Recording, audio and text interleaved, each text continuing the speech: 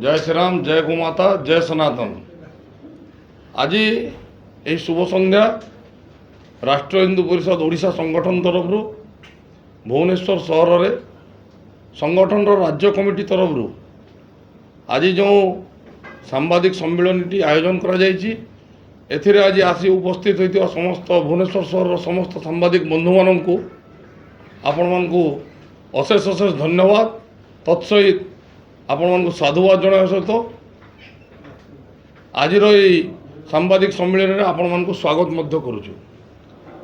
आज सांबादिक सम्मेलन कर मूल लक्ष्य उद्देश्य है आपण मैंने जानिथिबे वर्तमान राज्य में आईन श्रृंखला परिस्थिति संपूर्ण विपर्यस्त अवस्था रही। राज्य सरकार नूतन भावे सरकार रे बसिबा परे पाखापाखि 2 वर्ष होगा जाउची, किंतु यही 2 वर्ष भितर सरकार कौन से आखि दृश्या पदक्षेप नहीं नहांती जो कि राज्य में आईन श्रृंखला परिस्थिति को नियंत्रण करा जाई परिबो। लज्जा लगुची राज्यर राजधानी भुवनेश्वर रे बारंबार प्रत्येक दिन कोठी ना कोठी कौन सी अंचल रे कोठी हत्याकांड तो कोठी दुष्कर्म कोठी डकायती कोठी मारणांतक आक्रमण करा जाउची। बारंबार केवल भुवनेश्वर नुह राज्यर प्रत्येक जिले में यही प्रकार परिस्थिति रही। खोर्धा जिला, भुवनेश्वर, कटक, पुरी, जाजपुर, केन्द्रापड़ा, बलांगीर, संबलपुर, सुंदरगढ़, कलाहांडी एमती प्रत्येक जिले में कोठी ना कोठी प्रत्येक दिन हत्याकांड होउची किंबा कोठी दुष्कर्म होउची कोठी मारणांतक आक्रमण होउची डकायती होउची छिनताई होउची। सरकार करूचंती कौन? वर्तमान सरकार रे गृह विभाग दायित्व निजे मुख्यमंत्री रही। लज्जा लगुची विभिन्न समय वर्तमान सरकार तथा भारतीय जनता पार्टी विभिन्न स्थान में पोस्टर बैनर लगाउचंती जे कथा देई कथा रखिले मोहन सरकार, कथा देई कथा रखिले आम सरकार। किंतु मु तो कहबी कथा देई कथा रखिले नहीं मोहन सरकार। लोक किसी परिवर्तन आशा करी सरकार बदलैथिले।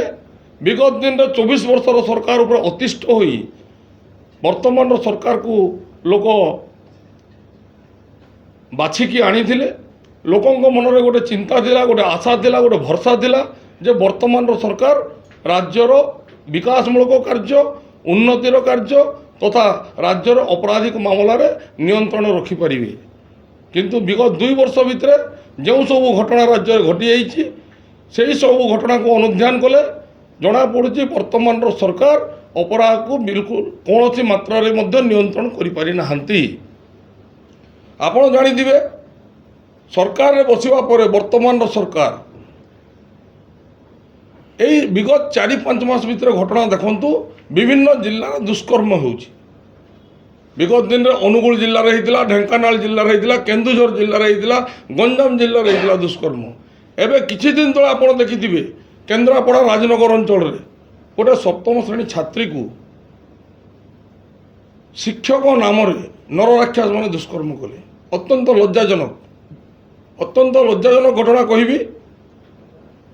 तापर भी आपण देखंतु कौन से कौ स्कूल को छात्र माने कलम नहीं कि जीवा प्रति बदल स्कूल बैग रे बंदूक धरिकी जाउचंती तो अन्य कौन सी जगह स्कूल को छुआ मैंने मद पीकी जाकि अचेत अवस्था पड़ी रोचंती।